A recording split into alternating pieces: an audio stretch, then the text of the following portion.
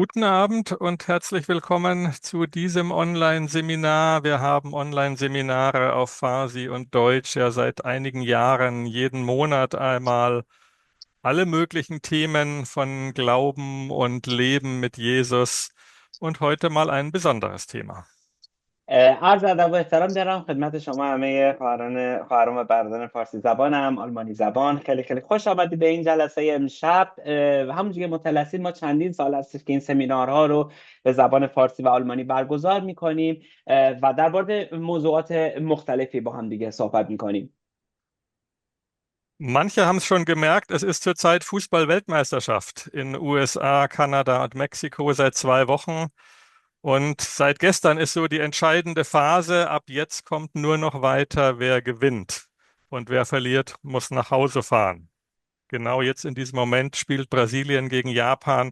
Manche von euch gucken wahrscheinlich auf dem Handy immer, wie es steht. اما موضوع امشب یه مقدار متفاوت هستش. همونجوری که همه میدونیم حدود 2 هفته است که جام جهانی فوتبال توی ایالات متحده، کانادا و مکزیک شروع شده و از امروز یه مرحله حساس مسابقات در واقع آغاز میشه و از اینجا به بعد فقط برنده ها به دور بعد صعود میکنن و کسی که ببازه قطعا باید به خونش برگرده. و همونجوری که الان مطلع هستیم برزیل داره با ژاپن بازی میکنه. برزیل تا الان یه دونه خورده و باید ببینیم که چه تیمی برنده میشه. به نظر شما چه تیمی برنده خواهد شد؟ Manche von euch interessiert das wahrscheinlich sehr und andere von euch können vielleicht gar nicht verstehen, warum uns Fußball interessiert. Und was hat das alles eigentlich mit dem Glauben zu tun? بعضی از شما به فوتبال علاقه‌مندید، بعضی ها شاید اصلا نمیتونید لذت نمیبرید، کاری با فوتبال ندارید و اینکه شاید نشه درک کرد که چرا مردم تا این حد به فوتبال علاقه‌مند هستند. و سوال اینجاست که اصلا این موضوع چه ارتباطی با ایمان مسیحی ما داره. Heute Abend wollen wir ein paar Geschichten dazu hören. Ich freue mich sehr, dass Arsam Homayuni von sich erzählen wird. Er ist 13 Jahre alt. Er wurde vor einigen Monaten getauft. Sein Vater ist Pastor. Ach, unser Übersetzer heute natürlich. Arsam spielt gerne, spielt gut Fußball und er wird ein bisschen davon erzählen. خیلی خوشحال هستم که امشب ارسام با ما هستش. ارسام پسر من هست و 13 سال داره. چند ماه پیش تعمید شد و خیلی فوتبال رو دوست داره، خیلی علاقمند به فوتباله، خیلی خوب فوتبال بازی میکنه و امشب میخواد از تجربه خودش با ما صحبت بکنه. Dann werden wir von zwei berühmten Fußballern hören, die ihren Glauben an Jesus bekennen. Das habe ich gefunden. Bei YouTube gibt es hervorragende Videos von christlichen Fußballern. Wir werden zwei davon ganz kurz zeigen. Das zweite mit Felix Metscher.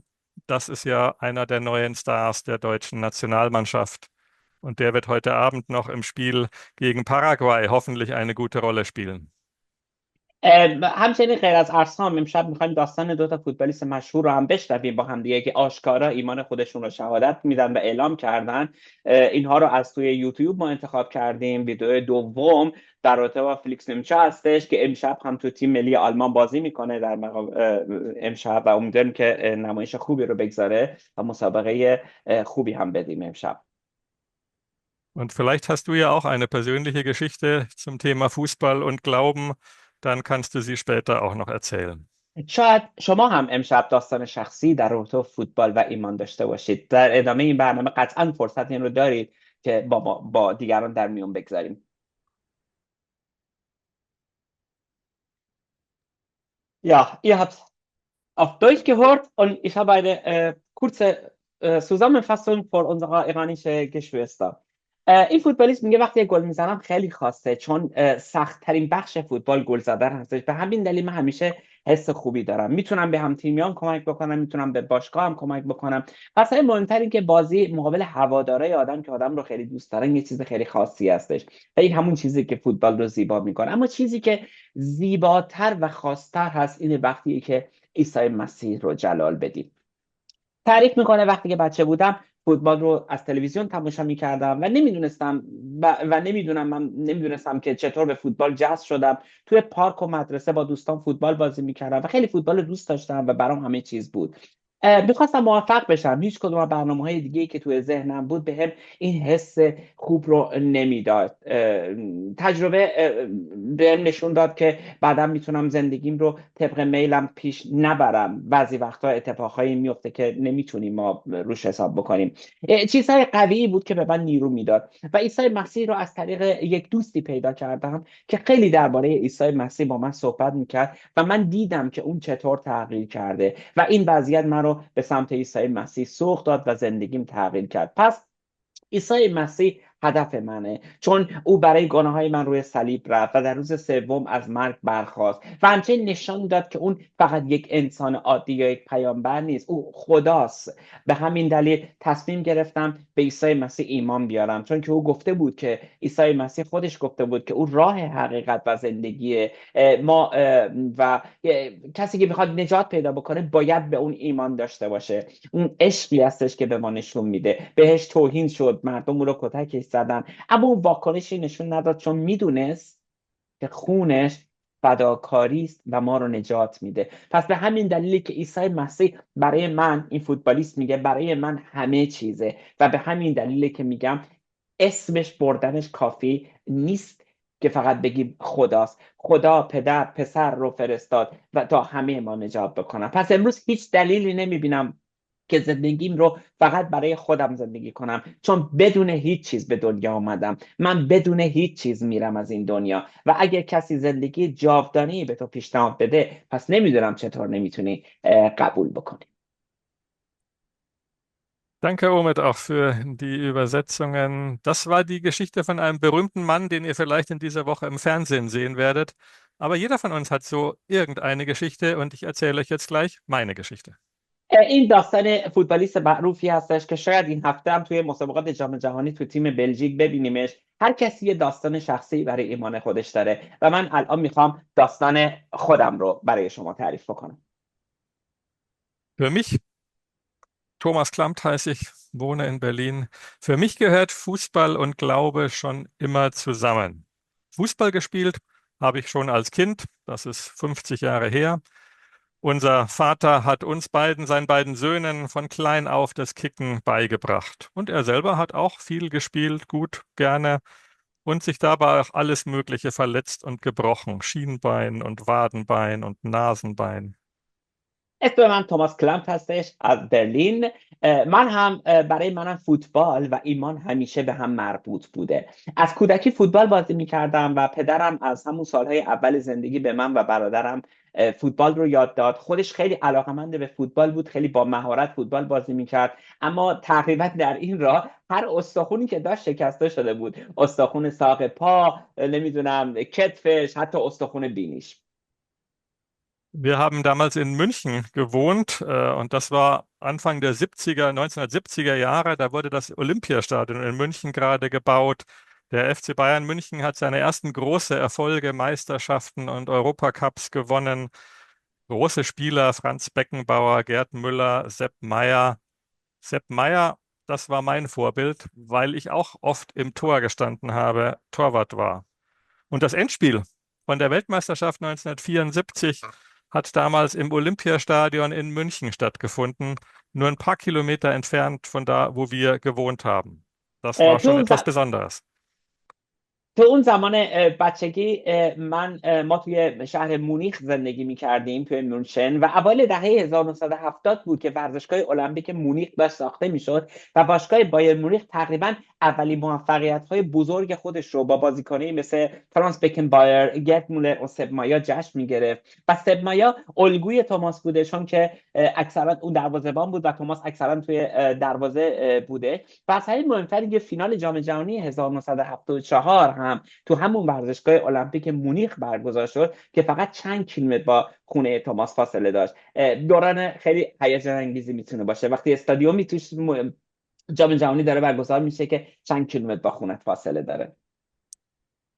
Aber etwas noch viel Wichtigeres, Besonderes ist dann in meinem Leben ein Jahr später passiert. Da habe ich Jesus Christus als meinen Herrn und meinen Erlöser kennengelernt. Das war im Sommer 1975. Wir waren als Familie bei einer großen christlichen Konferenz in Brüssel in Belgien. Dort wurde jeden Abend im Fußballstadion das Evangelium verkündet und zum Glauben eingeladen. Billy Graham hieß der weltberühmte Prediger und Evangelist. Und ich habe durch ihn das Evangelium gehört, das Reden Gottes gehört und habe mich zu Jesus bekehrt. اما یک سال بعد یعنی 51 سال پیش اتفاق بسیار بسیار مهمتری تو زندگی من رخ داد. من با عیسی مسیح آشنا شدم و او رو به عنوان خداوند و نجات دهنده خودم پذیرفتم. داستان از این قرار بود که تابستون سال 1975 توماس همراه خانوادهش در یک کنفرانس بزرگ مسیحی در شهر بروکسل بلژیک شرکت میکنه و هر شب توی یک ورزشگاه فوتبال انجیل موعظه میشد و مردم دعوت میشدن تا به عیسی مسیح ایمان بیارن و کسی که موعظه میکرد و پردیک میکرد اونجا واعظ بسیار مشهوری به نام بیلی گراهام بود و خداوند از طریق سخنان این بیلی گراهام با قلب من صحبت میکرد و من تصمیم گرفتم که زندگی خودم رو به عیسی مسیح بسپارم. Da saßen wir also in diesem Fußballstadion, haben das Evangelium gehört und am Ende der Predigt wurde dann eingeladen, von der Tribüne, wo wir gesessen haben, hinunter auf den Fußballplatz zu kommen, wenn man sich zu Jesus bekehren wollte. Und dort hat noch mal jemand das Evangelium erklärt, hat mit mir gebetet, hat mir etwas zum Lesen über den Glauben mitgegeben. جالب بود که در پایان موعظه از همه اونایی که توی اون جایگاه نشسته بودن دعوت میشه که بیان تو زمین فوتبال و وارد زمین فوتبال بشن و در اونجا یه کسی پیام انجیل رو، پیام بشارت رو برای توماس توضیح میده و براش دعا میکنه و یک کتابچه ای رو درباره ایمان مسیحی به توماس هدیه میکنه. Das ist jetzt 51 Jahre her und seitdem bin ich Christ, lese in der Bibel und bete jeden Tag. Und begonnen hat das alles für mich in einem Fußballstadion. Kein Wunder, dass für mich Fußball und Glaube zusammengehören. Beides finde ich immer noch lebenswichtig. اکنون 51 سال از این داستان میگذره و از اون زمان تا کنون من مسیحی هستم و هر روز کتاب مقدس رو میخونم و هر روز دعا میکنم. همه اینها از یک ورزشگاه فوتبال شروع شد. به همین دلیل برای من فوتبال و ایمان همیشه با همدیگه پیوند داشته و هر دوی اونها بخش مهمی از زندگی من هستند. Und ich glaube auch, dass man beim Fußball viel über den Glauben an Jesus lernen kann. Zum Beispiel, dass es sich lohnt, sich anzustrengen und zu trainieren, dass man als Team zusammenarbeiten und zusammenspielen muss, dass man sich an Regeln halten muss, dass es nicht nur Siege, sondern auch Niederlagen gibt. Ich werde euch nachher noch einiges aus der Bibel dazu sagen. Da liest man zwar nichts direkt über Fußball, aber doch vieles über den Sport im Allgemeinen und über den Glauben. من باور دارم که از فوتبال میشه درسای زیادی درباره ایمان گرفت. توی فوتبال قطعا یاد میگیریم که تلاش بکنیم، تمرین زیاد بکنیم، یاد میگیریم به عنوان یک تیم با هم همکاری بکنیم، باید قوانین رو رعایت بکنیم، میفهمیم که فقط زندگی پیروزی نیست، شکست هم بخشی از اون هستش. و من کمی جلوتر حتما از کتاب مقدس چند تا نکته رو با شما در میون میگذارم. هرچند تو کتاب مقدس چیزی درباره فوتبال نوشته نشده، اما درباره ورزش و زندگی ایمانی مطالب بسیار ارزشمندی وجود داره. Noch eine kleine und besondere Geschichte möchte ich euch erzählen, eine Erfahrung, die ich vor ungefähr 16 Jahren hatte. میخوام یه تجربه دیگه رو با شما در میان بگذارم که حدود 16 سال پیش اتفاق افتاد. Ich war damals Pastor in einer kleinen Stadt in Niedersachsen und es war eben vor 16 Jahren auch gerade Fußball-Weltmeisterschaft, damals 2010 in Südafrika. In Südafrika hatte ich einige Jahre vorher länger gelebt, habe viele Christen kennengelernt und dann dachte ich mir, zur Fußball-Weltmeisterschaft in Südafrika, ich bin in einer Kleinstadt in Deutschland, ich lade einen Mann aus Südafrika ein, der früher Fußballprofi war, dann Pastor in einer Baptistengemeinde geworden ist. Und das war in der kleinen Stadt, wo wir damals waren, eine große Sensation. Ein Fußballprofi aus Südafrika kommt, er wurde eingeladen in alle Schulen und zum Fußballverein, wo unsere Kinder auch gespielt haben. Und dann durfte er beim großen Stadtfest auf dem Marktplatz predigen. Danach stand in der Zeitung, die Menschen waren begeistert von der Predigt. حدود 16 سال پیش توماس پاستور یک کلیسایی در یک شهر کوچکی تو ایالت نیدرزاکسن بوده و جام جهانی فوتبال 2010 اون زمان تو آفریقای جنوبی برگزار شد و توماس چند سال قبلش اون در آفریقا به عنوان مباشر مسیحی زندگی میکرد و خدمت میکرد و مسیح خیلی زیادی اونجا باشون آشنا شده بود. به همین دلیل یکی از دوستاش رو که قبلا اون زمانی که توماس آفریقا بود و فوتبالیست حرفه‌ای بود و بعدن اون هم یک پاستور کلیسای باپتیست شده بود رو دعوت میکنه به این شهر کوچیک توی نیدرزاکسن. برای مردم اون شهر کوچیک در نیدرزاکسن بسیار اتفاق هیجان انگیزی بود، یک فوتبالیست حرفه‌ای از آفریقای جنوبی اومده تو شهر کوچیکشون و الان جام جهانی هم در آفریقا برگزار میشه. اونو دعوتش میکنن به مدارس، به باشگاه فوتبال و حتی اون باشگاهی که پسرای توماس اونجا فوتبال بازی میکردن دعوتش میکردن و همچنین توی جشن بزرگ شهر که در میدان اصلی اون شهر برگزار شده بود درباره انجیل موعظه کرد. و جالب روزنامه‌های محلی درباره اون زمان نوشتن مردم از این پیام بسیار تحت تاثیر قرار گرفتن. Ihr merkt schon, ich bin überzeugt davon, man kann Christ sein und auch Fußball lieben. Und eigentlich will ich euch heute Mut machen. Ich habe jedenfalls selbst erlebt, über Fußball reden kann man mit vielen Menschen in diesem Land. Man kommt schnell ins Gespräch. Mir macht das auch Spaß. Über Jesus reden erscheint oft viel schwieriger. Und ich finde, wir sollten das wieder lernen. Am Ende ist das wichtiger, als über Fußball zu reden. من کاملا مطمئنم که انسان میتونه هم مسیحی باشه هم عاشق فوتبال باشه و میخوام که شما رو تشویق بکنم. توی آلمان صحبت کردن درباره فوتبال با بسیاری از مردم خیلی ساده است چون خیلی علاقه‌مند داره و من از این گفتگوها لذت میبرم. اما صحبت کردن درباره عیسی مسیح اغلب سخت‌تر به نظر میرسه و میخوایم که با هم یاد بگیریم که درباره عیسی مسیح هم با مردم صحبت بکنیم، چون که در نهایت قطعا صحبت درباره عیسی مسیح بسیار مهمتر از صحبت درباره فوتبال خواهد. Und deswegen freue ich mich auch sehr, dass wir heute einen jungen Mann hier haben, der über Fußball und über Glauben reden kann. Asam, jetzt ist deine Chance. و امشب خوشحال هستیم که ارسام به عنوان کسی که هم ایماندار هست و هم فوتبال بازی میکنه پیش ما هست و از تجربه خودش با ما در میون بگذاره. Hallo zusammen, ich bin Asam, 13 Jahre alt und spiele mein ganzes Leben schon Fußball. Heute möchte ich über zwei Dinge reden, die mein Leben am meisten prägen. Fußball und Gott. Beides gehört für mich zusammen. Fußball ist meine größte Leidenschaft und Gott gibt mir Kraft, um diese Leidenschaft zu unterstützen. Aber nicht nur auf dem Platz, sondern man merkt es auch im Alltag. اسم من ارسام هست، 13 سالم هست، تقریبا 2/3 زندگیش رو ساله زندگیش رو فوتبال بازی میکنه و امروز میخواد درباره 2 تا چیز ارسام با ما صحبت بکنه که بیشترین تاثیر رو روی زندگیش داشته. یکی فوتبال هست و یکی خداوند. برای ارسام این دو به هم تعلق دارن و فوتبال بزرگترین علاقش هست و خداوند به ارسام نیرو میده، نه فقط توی زمین بلکه توی زندگی روزمره‌اش هم همینطوره. Mit Fußball habe ich schon mit 4 Jahren angefangen. Seitdem wollte ich eigentlich immer nur spielen, egal wo, egal ob Verein, auf dem Bolzplatz oder einfach im Garten. Hauptsache, ich habe Fußball gespielt, mit Freunden. Und schon als kleines Kind hatte ich einen großen Traum, irgendwann Fußballprofi zu werden. ارسام از 4 سالگی فوتبال رو شروع کرده و از اون موقع دوست داشته فوتبال بازی بکنه و همه جا به توپ، هر جا توپ بود یه لگد بهش بزنه، چه توی باشگاه، چه توی زمین فوتبال، چه تو گارتن، چه توی دستشویی خونمون، نمیدونم توی ونسیمامون، توی همه جا. و مهمترین چیز برای ارسام فوتبال هستش و وقتی که بچه بود به گفته خودش رویای بزرگی داشته، اینه که یک روز یک فوتبالیست حرفه‌ای بشه.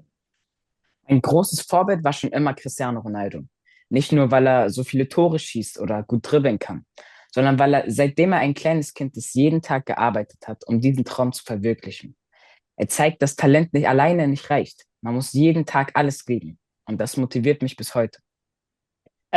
الگوی بزرگ من همیشه ارسام میگه الگوی بزرگ من همیشه کریستیانو رونالدو بوده، نه به خاطر اینکه گل‌های زیادی زده بلکه به خاطر اینکه هر روز سخت کار کرده و تمرین کرده و اون نشون داد که در واقع استعداد فقط کافی نیست، باید هر چیزی که داری رو فدا بکنی، هر چیزی که داری رو بدی تا به هدفت برسی و این موضوعی که تا امروز به ارسام هم انگیزه میده.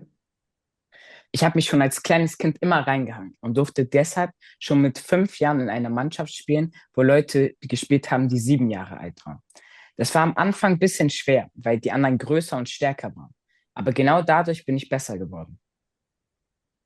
همیشه ارسام تلاش کرده و به همین دلیل اجازه داشته از سنای پایین تو تیم‌های بزرگتر، چون حالا استعدادش خوب بوده، همیشه تو تیم‌های بالاتر می‌بردنش که بازی بکنه و میگه در اونجا خیلی سخت بود برام، به خاطر اینکه اونها بزرگتر از من بودن، جثه‌شون قوی‌تر از من بود، اما این باعث شد که من خیلی بهتر بشم توی فوتبالم.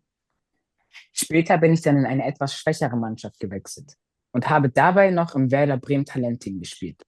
Viele hätten vielleicht gedacht, dass das nicht so gut ist. Aber ich habe daraus gelernt, dass man überall besser werden kann, wenn man die richtige Einstellung hat.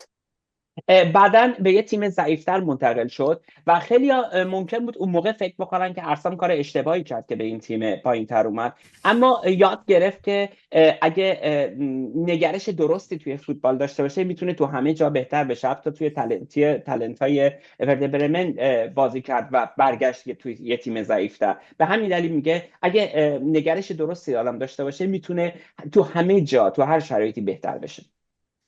Wie gesagt, ich habe beim Werder Bremen Talentteam gespielt und durfte im vergangenen Jahr jetzt noch ein Probetraining für ein Fußballinternat machen, sogar mit einem Stipendium. Danach hatte ich noch ein Regionalliga-Probetraining und Regionalliga ist die höchste Liga in Deutschland. Und auch wenn alles nicht perfekt gelaufen ist, haben mir diese Erfahrungen gezeigt, dass ich auf dem richtigen Weg bin und Gott mich begleitet. ارسام سال گذشته توی دوره آزمایشی توی مدرسه شبانه روزی فوتبال گذشت و اونجا قبول شد و حتی یه پول زیادی بخواستن بهش بدن که اونجا انجام بده. بعد قبول نکردیم چون راهش خیلی دور بود و بعد از اون دوباره توی اوبالیگا یه منشافت ارسام رو میخواست و به خاطر یه سری شرایط ارگانیزاتور درست پیش نرفت این قضیه، اما میگه این تجربیات همه به من نشون داد که در مسیر درستی هستم و من رو خداوند همیشه بگلایتین کرده و همراهی کرده. Jetzt spiele ich wieder in meinem Heimatverein. Doch mein Ziel hat sich nicht dabei geändert. Ich will Profi werden. Und ich weiß, dass der Weg schwer ist und viele Leute das machen wollen. Aber ich werde immer weiter hart trainieren und einfach nicht aufgeben. الان دوباره توی باشگاه شهر خودمون بازی میکنه و میگه اما هدفم تغییر نکرده. من میخوام حرفه‌ای بشم و یک روز حرفه‌ای میشم و میدونم راهم سخته، اما به تمریناتم سخت ادامه میدم و تسلیم نمیشم. Neben Fußball ist Gott für mich das Wichtigste. Mein Vater ist Pastor. Mein Vater ist Pastor. Deshalb habe ich schon als Kind viel über Gott gehört. Und irgendwann musste ich trotzdem selbst entscheiden, ob ich wirklich mit Gott leben möchte oder nicht. Diese Entscheidung kann mir niemand für einen treffen. علاوه بر فوتبال، اصلا میگه خداوند هم خیلی برای من مهمه، یکی از مهمترین چیزهاست. میگه پدرم پاستور هست، به خاطر همین از بچگی ما زیاد درباره خداوند شنیدیم، اما در نهایت من باید خودم تصمیم میگرفتم که آیا میخوام واقعا با خداوند زندگی بکنم یا نه. هیچ کسی نمیتونه این تصمیم رو به جای شخص شما بگیره. Und genau deswegen habe ich mich im Januar taufen lassen. Das war einer der wichtigsten Momente in meinem Leben. Und seitdem versuche ich Gott zu vertrauen und ihn einfach bei allem bis einzubeziehen. من ژانویه امسال تعمید گرفتم و یکی از مهمترین لحظه‌های زندگی من بود. از اون زمان سعی کردم بیشتر به خدا اعتماد بکنم و او رو تو همه کارهای زندگی و برنامه‌ها و نقشه‌هام دخیل کنم. Vor Spielen oder vor Klausuren bete ich sehr oft, aber nicht damit ich automatisch gewinne oder eine bessere Note schreibe, sondern damit ich ruhig bleibe und einfach mein Bestes geben kann, mit Gott an meiner Seite. Denn ich glaube, dass Gott immer bei mir ist, egal ob ich gewinne, verliere, eine gute oder schlechte Note schreibe.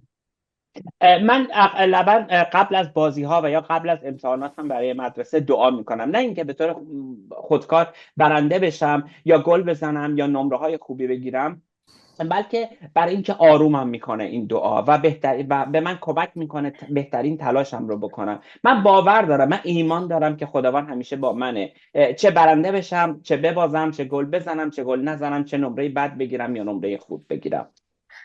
Ein Fußballspieler, der immer mich inspiriert, ist Felix Metscher. Er spricht offen über seinen Glauben und zeigt, dass man Profi und gleichzeitig an Gott glauben kann. Das finde ich richtig stark. Erinnert mich irgendwie daran, dass Erfolg nicht das Wichtigste ist, sondern dass man mit Gott an die erste Stelle setzt. یکی از فوتبالیستایی که به من خیلی الهام بخش هست، الهام بخش زندگی منه، فیلیکس نمچه هستش که ما قطعا تو ویدیو بعدی میبینیم. او خیلی صادقانه درباره ایمانش صحبت میکنه و نشون میده که هم آدم میتونه حرفه‌ای باشه و هم میتونه به خداوند ایمان داشته باشه. فکر میکنم این خیلی چیز قوی هست و این قضیه به من یادآوری میکنه که موفقیت مهمترین چیز نیست، بلکه خداوند رو باید آدم در اولویت قرار بده. Natürlich läuft nicht immer alles gut. Es gibt Verletzungen, Niederlagen oder einfach Momente, in denen man enttäuscht ist. Früher habe ich das oft richtig runtergezogen. Aber heute weiß ich, Gott ist auch dann bei mir. Gott ist auch in den Situationen bei mir, wo es mir nicht gut geht. Denn das gibt mir Hoffnung und hilft mir weiterzumachen. البته همه چیز همیشه خوب پیش نمیره. بعضی وقتا مصدومیت هست، بعضی وقتا شکست هست، بعضی وقتا لحظایی توی زندگی هستش که منم ناامید میشم. توی گذشته این موضوع خیلی من رو تضعیف میکرد، خیلی من رو پایین میکشید. اما امروز میدونم، قطعا میدونم که خداوند حتی اون زمان هم با من بوده. اون زمانهای سختی و مصدومیت و شکست هم با من هستش و این به من امید میده و کمک میکنه که باز هم سر پا بایستم و ادامه بدم. Ich glaube, beziehungsweise ich weiß, dass Gott einen Plan für mich hat. Natürlich wünsche ich mir, dass ich Profi werde. Aber egal, wie mein Weg aussehen wird, ich möchte einfach Gott vertrauen und jeden Tag mein Bestes geben, um ihm etwas zurückzugeben. من باور دارم، من ایمان دارم به اینکه خداوند برای زندگی من برنامه داره. البته که من هدفم حرفه‌ای شدن توی فوتبال هستش، اما مهم نیست این مسیر چگونه باشه. من توی این مسیر باز هم میخوام به خداوند اعتماد بکنم و هر روز هم بهترین تلاشم رو انجام میدم در اعتماد به خداوند. Für mich gehören Fußball und Gott einfach zusammen. Fußball ist mein Traum und Gott unterstützt mich dabei. Gott ist meine Stärke. Denn mit harter Arbeit, Geduld und Vertrauen hoffe ich, dass ich irgendwann meinen Traum, Fußballprofi zu werden, erreiche. Danke fürs Zuhören.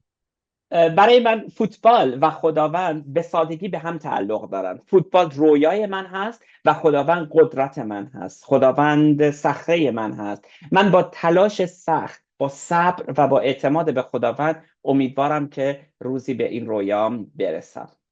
مرسی از شما که گوش دادید. Danke, Arsa. Bitte schön.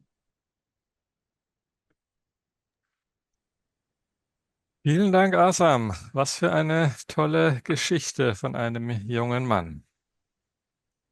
ارسان مرسی. داستان سرگذشت یک جالبی بود از یک نوجوان. Ja, erst habe ich gedacht, vielleicht wäre es gut, wenn du in 8 Jahren für die deutsche Nationalmannschaft spielen würdest. Die brauchen, glaube ich, noch jemanden, der ein bisschen Stabilität da reinbringt.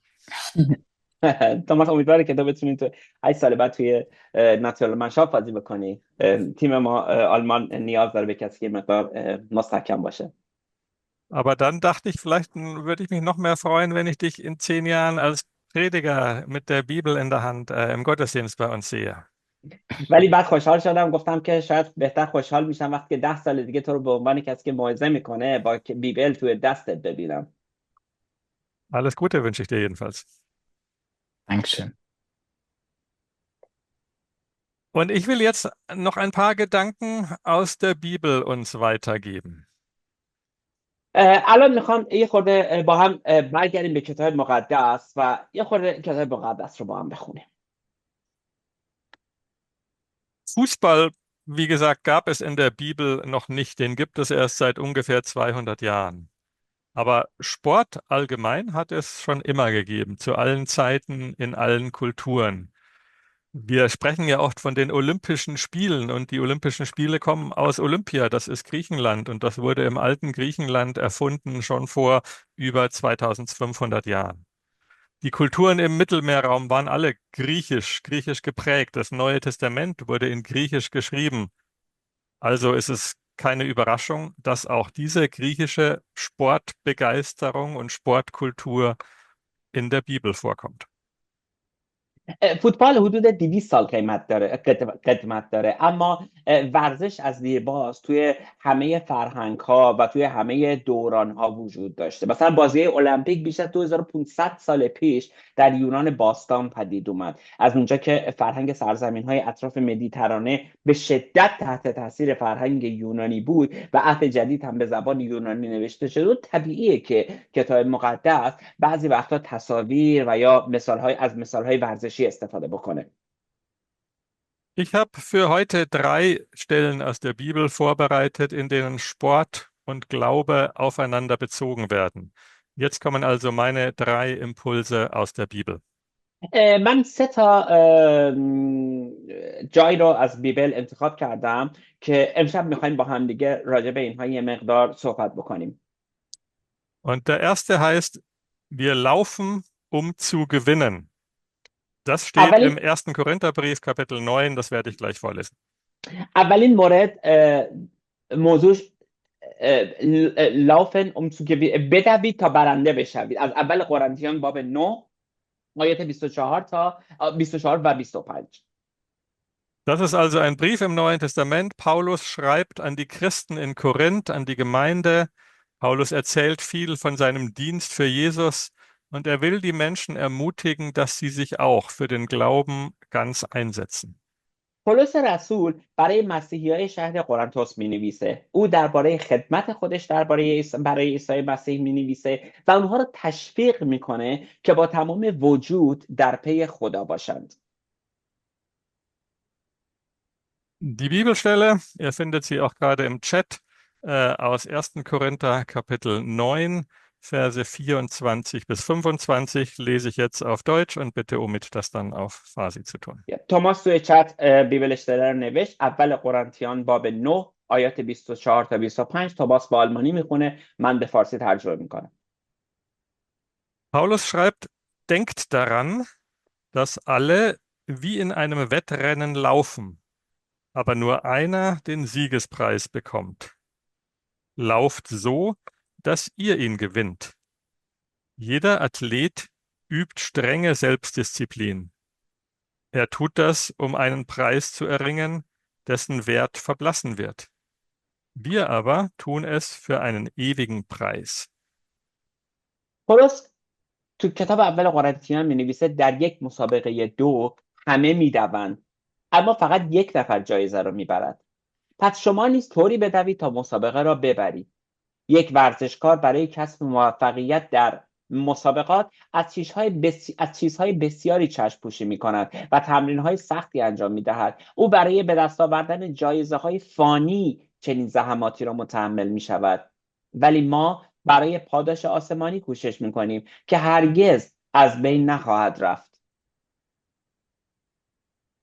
Es geht also um ein Wettrennen, schreibt Paulus. Wettrennen gab es damals auch. Kurze, eine kleine Runde im Stadion, 200 Meter, 400 Meter oder auch den ganz langen Lauf über 40 Kilometer. Den nennt man heute Marathonlauf. Das kommt übrigens von einer griechischen Stadt, die Marathon heißt. تو اون زمان مسابقات 2 برگزار میشد، گاهی 2 سرعت، مسافت کم در یک مسیر زیاد، سرعت زیاد، گاهی 2 400 متر برگزار میشد و حتی بعضی وقتا مسابقات طولانی مثلا 40 کیلومتر برگزار میشد.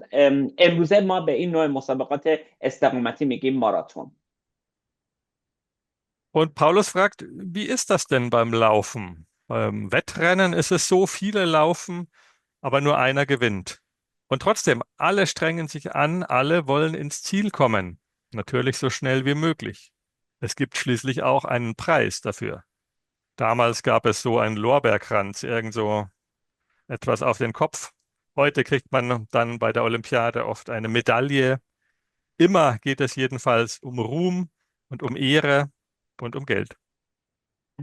پولس می‌نویسه در یک مسابقه 2 چه اتفاقی میفته؟ افراد زیادی میدوند اما فقط یک نفر برنده میشه و جایزه رو میبره. اما با این حال همه شرکت کنندگان با تمام تلاششون، با تمام توان تلاش میکنن که به خط آخر برسن تا جایی که میتونن سریع میدوئن، چون در پایان انتظار جایزه رو دارن.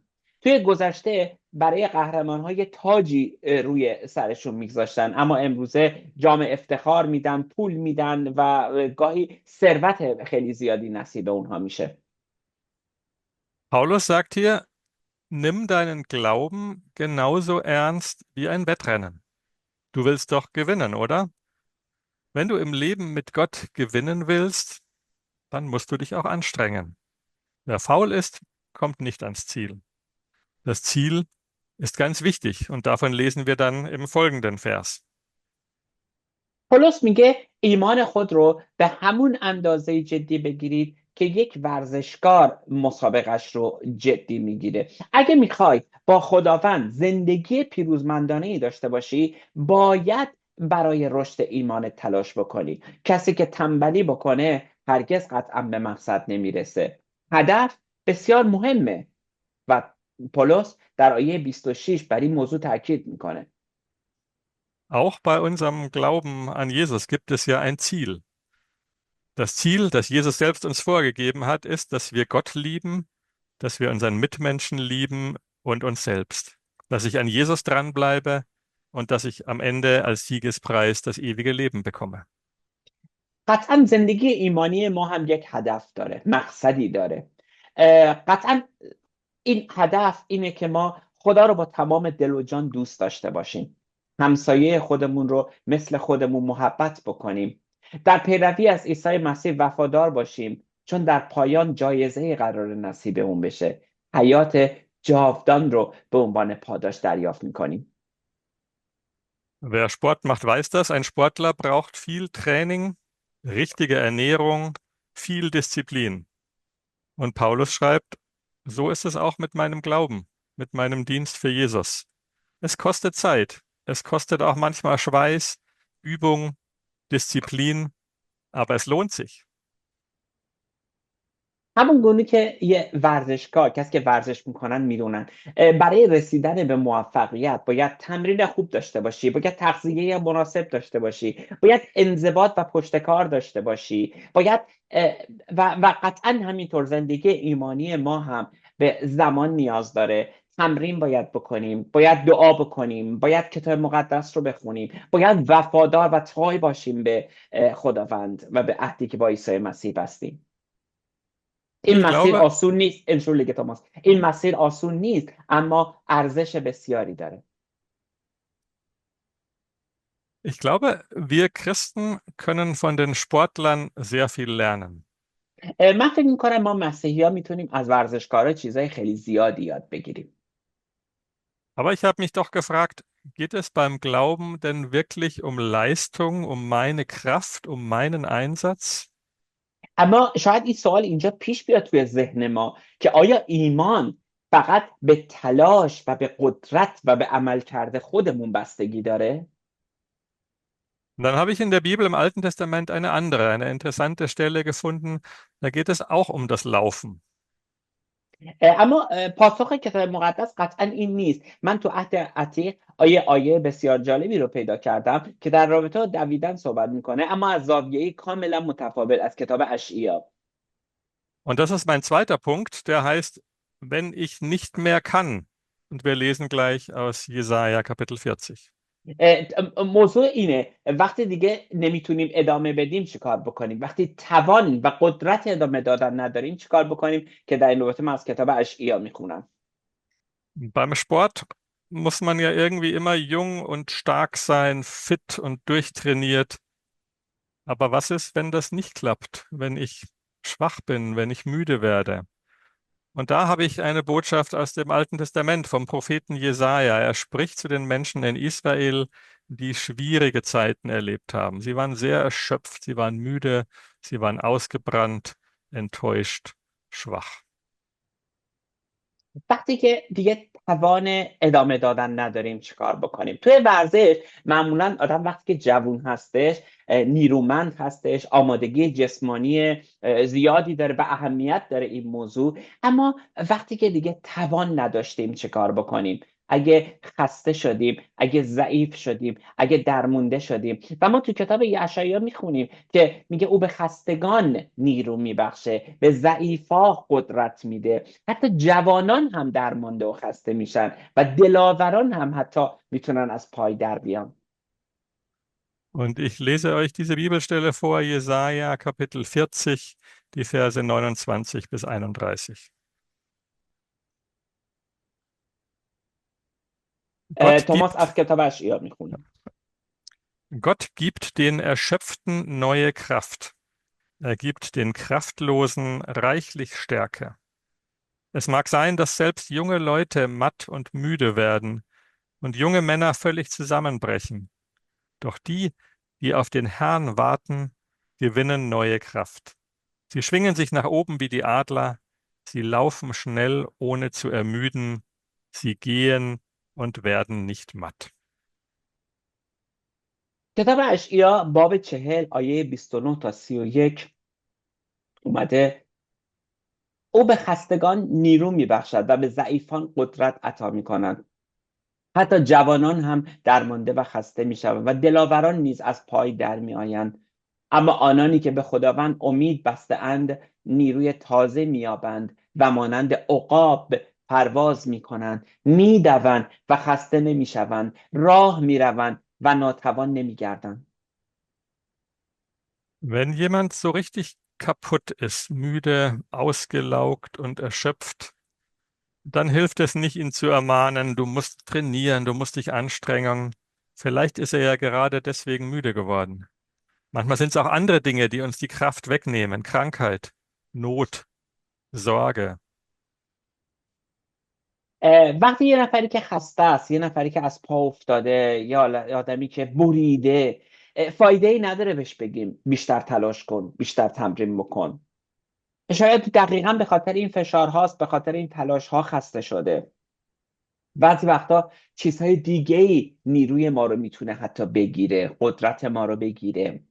بیماری، رنج، نگرانی، غم، مشکلات خانوادگی، فشارهای زندگی. Und der Prophet sagt hier, das passiert uns allen. Ja, das passiert sogar den jungen Männern. Man denkt ja oft, die jungen Männer, die sind einfach stark. Aber das stimmt ja auch nicht immer.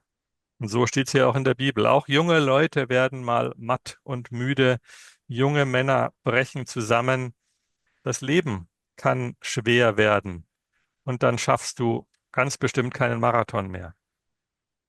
اشعیای نبی میگه این اتفاق برای همه انسان ها ممکنه بیفته، حتی برای جوون ها. بعضی وقتا ما فکر می‌کنیم که جوون ها خیلی قوی هستن و همیشه قوی میمونن، اما کتاب مقدس به ما میگه حتی جوانان هم خسته میشن، اونها هم ناتوان میشن، اونها هم بعضی وقتا از پا میافتن. قطعا زندگی همیشه آسون نیست. گاهی انقدر زندگی سخت میشه، انقدر دشوار میشه که حتی یک قدم هم دیگه نمیشه برداشت، چه برسه به اینکه بخوایم بدویم توی ماراتون. Und was ist dann der Trost aus der Bibel? Wir lesen hier, die auf Gott warten, auf ihn vertrauen, die bekommen wieder neue Kraft. اما پیام امید بخش کتاب مقدس برای ما مسیحی ها چیه؟ همونجوری که خوندیم، اما آنان که منتظر خداوند میمانند بر او توکل میکنند و قوتی تازه خواهند یافت. Also das sagt uns die Bibel hier. Gott ist der Kraftspender. Nicht dein eigenes Training und Disziplin macht dich für immer stark, sondern das Vertrauen auf den großen Gott. Der hilft auch in schwierigen Zeiten. Und er kann auch auf wunderbare Weise Kraft geben zum Durchhalten, zum Weitermachen. Ja, sogar, so steht es hier, dass ich mich aufschwinge und fliege wie ein Adler. و این خداونده که به ما قدرت میده. قطعا خیلی جاها تمرینای ما نیست، توانایی های ما نیست، انضباط شخصی ما نیست، بلکه قدرت خداونده که در ما عمل میکنه. او در سخت‌ترین روزهای زندگی میتونه به ما کمک بکنه، به ما استقامت میبخشه، ما رو قادر میکنه که ادامه بدیم، حتی ما رو دوباره از نو بلند میکنه. و کتاب مقدس میگه مثل عقاب بال خواهند گشود. Und wenn das passiert, dann kann ich wieder laufen, ohne müde zu werden. Das ist ein Wunder, das ist ein Geschenk von Gott. Er gibt übernatürliche Kraft. Es lohnt sich, auf ihn zu vertrauen und zu warten. خیلی تصویر قشنگیه. من فکر میکنم شخصا خودمم که عقاب مثل عقاب پرواز میکنه. یعنی در نتیجه ما دوباره تو اون خستگیامون، تو اون ضعفامون میتونیم راه بریم بدون اینکه از پا بیفتیم، میتونیم راه بریم بدون اینکه درمانده بشیم. و این من فکر میکنم یک معجزه است، یک هدیه از طرف خداونده. او نیرویی به ما میبخشه که از توان طبیعی ما انسانها فراتر هستش. بنابراین ارزش داره که به خداوند اعتماد بکنیم و با صبر منتظر عمل و اثر خداوند در زندگی باشیم. Ich komme zu meinem dritten Punkt und mein dritter Punkt und die dritte Bibelstelle heißt, Gott schenkt uns den Sieg. Und die Bibelstelle ist aus 1. Korinther 15. دومی و سومین و آخرین موضوعی که من انتخاب کردم از کتاب اول قرنتیان باب 15 آیه 57 اینه که خداوند موفقیت رو به ما هدیه میکنه. Immer wieder mal lesen wir in der Bibel etwas über Sieg und Niederlage. Und natürlich will jeder von uns Sieger sein, am Ziel ankommen, gut sein, gewinnen. Und doch erleben wir im Leben oft auch Niederlage, Probleme, Schmerzen. Wie passt das zusammen? ما بارها و بارها تو کتاب مقدس درباره پیروزی و شکست خوندیم. قطعا این طبیعیه که هر یک از ما میخوایم برنده بشیم تا به هدفمون برسیم، میخوایم خوب باشیم، فیت باشیم تا به هدفمون برسیم و برنده بشیم. با این حال اغلب شکست ها، مشکلات و درد رو بعضی وقتا هم تجربه میکنیم. اینا چجوری با هم جور در میاد؟ Und ich lese euch diesen einen kleinen Vers aus dem 1. Korintherbrief, Kapitel 15, Vers 57. من از کتاب اول قرنتینیان یک آیه میخونم، باب 15 آیه 57. Wir danken Gott, der uns den Sieg gibt durch Jesus Christus, unseren Herrn, den Sieg über die Sünde und den Tod. خدا را شکر برای تمام اینها. اوست که به وسیله خداوندمان عیسی مسیح پیروز میگرداند، بر مرگ غلبه میکند و برمیخیزد. In diesem Kapitel im 1. Korintherbrief geht es um den Tod. Sterben und Tod, das klingt irgendwie gar nicht nach Sieg, oder? Aber genau das ist die wunderbare Geschichte von Jesus. Jesus wurde am Kreuz getötet. Und das sah von außen aus wie eine große Niederlage. Und dann hat Gott ihn vom Tod auferweckt. Und damit hat Gott aus dieser Niederlage einen Sieg gemacht. Seitdem ist auch das Kreuz nicht mehr ein Zeichen für Niederlage und für Schande, sondern ein Zeichen für das neue Leben, für den Sieg Gottes über Hölle, Tod und Teufel. در کتاب اول قرنتیان باب 15 قطعا ما درباره مرگ میخونیم، مردن و مرگ، و اصلا چیزی شبیه به پیروزی قطعا به نظر نمیرسه به هیچ عنوان. اما این دقیقاً داستان شگفت‌انگیز عیسی مسیحه. ببینیم عیسی مسیح بر روی صلیب کشته شد و این شکست بزرگی به نظر میرسه، مرگ به نظر میرسه، اما خداوند او رو از مردگان بلند کرد و به این ترتیب خداوند شکست رو به پیروزی تبدیل کرد. و از اون زمان به بعد صلیب دیگه نشونه شکست و شرم نبوده، بلکه نشونه زندگی جدیدیه برای اینکه خداوند بر مرگ و شیطان و جهنم غلبه کرد و پیروز شد. Dieser Sieg, so schreibt Paulus, dieser Sieg von Jesus, der gilt auch für uns. Gott schenkt auch uns diesen Sieg.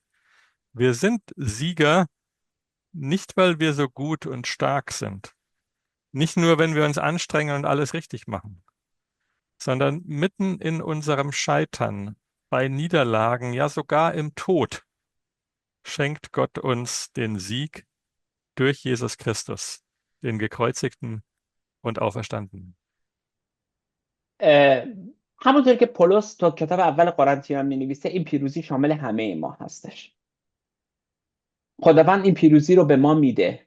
ما هم پیروزمند هستیم، نه به این دلیل که ما خیلی قوی و خوب هستیم و خیلی خوب تمرین کردیم، نه اینکه فقط تلاش کردیم و درست انجام دادیم، اما در میان شکست ها، در میان زخم ها، حتی در مرگ، خداوند از طریق عیسی مسیح مصلوب و برخاسته عیسی مسیح که از مرگ بلند شده به ما پیروزی هدیه میده.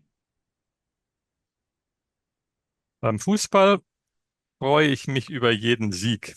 Das ist ja auch der Sinn von Sport. توی فوتبال من از پیروزی تیم محبوبم قطعا خوشحال میشم و این هدف ورزشه. Aber zum Sport gehören ja auch Niederlagen. Verlierer sein ist nicht schön, aber Gott hat auch für Verlierer eine gute Botschaft. Durch Jesus Christus kannst du in jeder Lage Sieger sein. Und er bedeutet und gibt dir mehr als jeder Sieg, als sogar der Weltmeistertitel. توی هر ورزشی شکست وجود داره و قطعا شکست و بازنده بودن قطعا اصلا خوب نیست، اما خداوند خبر خوبی هم برای بازندگان داره. میگه از طریق عیسی مسیح میتونی در هر موقعیتی پیروز بشی. او بیشتر از پیروزی به تو هدیه میکنه، حتی عنوان قهرمان جهانی رو به تو هدیه میکنه.